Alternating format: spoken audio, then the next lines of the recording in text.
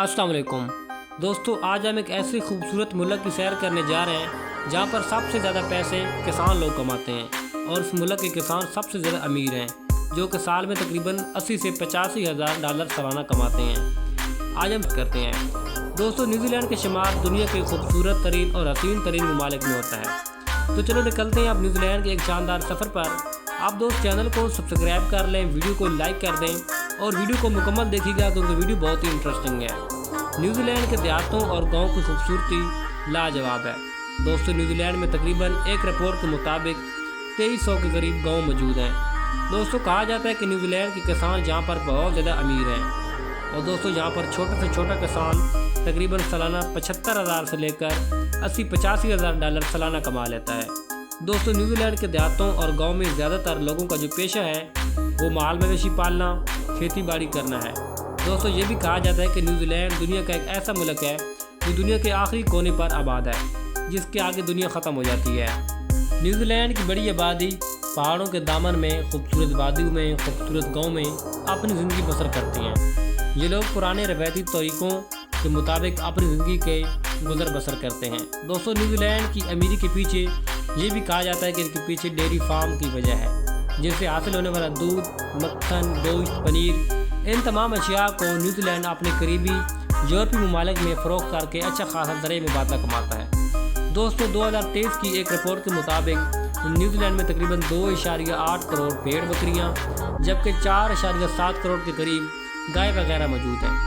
New Zealand کے دیہاتوں میں بڑے بڑے ڈیری فارم میں ایسی بھی گائے موجود ہیں جو دن کے تقریباً 25 لیٹر تک دودھ دیتی ہیں اور جن کی دودھ کی پروڈکشن سب سے زیادہ ہے۔ دوستو، نیوزی لینڈ کے کسان بھی سب سے زیادہ روایتی طور پر جو فصل کاشت کرتے ہیں، جن میں گندم، مکئی، باجرہ، مونگ پھلی، سورج مکھی، ان فصلوں کی کاشتکاری سب سے زیادہ وسیع پیمانے پر کرتے ہیں۔ اس کے علاوہ اور بھی کچھ گاؤں میں مسالہ جات، دیسی شراب بنانے کے لیے انگوروں کے باغات بڑے وسیع پیمانے پر موجود ہیں۔ نیوزی لینڈ کے ان دور دراز دیہاتی علاقوں کو میونسپل کمیٹی کے تحت کنٹرول کیا جاتا ہے، جہاں تمام دیہاتی علاقوں میں رہنے والے لوگوں کی ضروریات زندگی کی جو بھی اشیاء ہوتی ہیں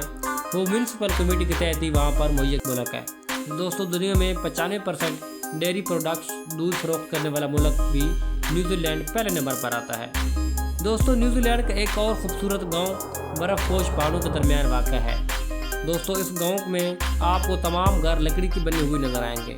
اور اس گاؤں کا نظارہ بھی دیکھنے کے لائق ہے اور بہت ہی خوبصورت ہے، اور یہ علاقہ تقریباً برف سے ڈھکا رہتا ہے، اس لیے یہ گھر زیادہ تر لکڑی کے بنائے جاتے ہیں، اور یہ لکڑی کے بنے ہوئے گھر موسمی اعتبار سے بھی بہت زیادہ مفید سمجھے جاتے ہیں۔ موسم بہار کی آمد سے بہت ہی بڑی تعداد میں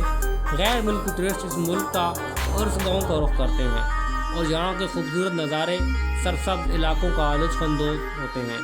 دوستو، نیوزی لینڈ کے جس علاقے میں بھی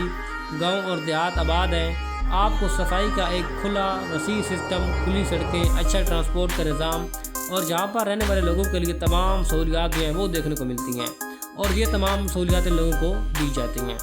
دوستو، نیوزی لینڈ اپنے شاندار اور خوبصورت پہاڑی سلسلے کی وجہ سے پوری دنیا میں مشہور ہے، جبکہ اس کے ساتھ جنگلات کا بھی ایک وسیع سلسلہ موجود ہے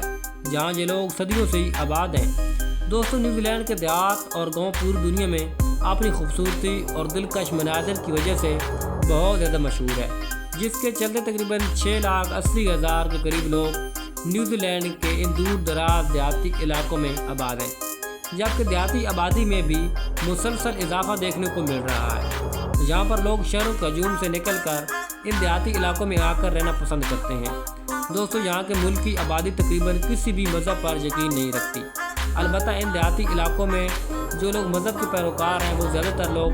انہی دیہاتی علاقوں میں لوگ اپنی مذہبی رسم و رواج اور اپنے رسم و رواجات کے تحت اپنے انتہائی جوش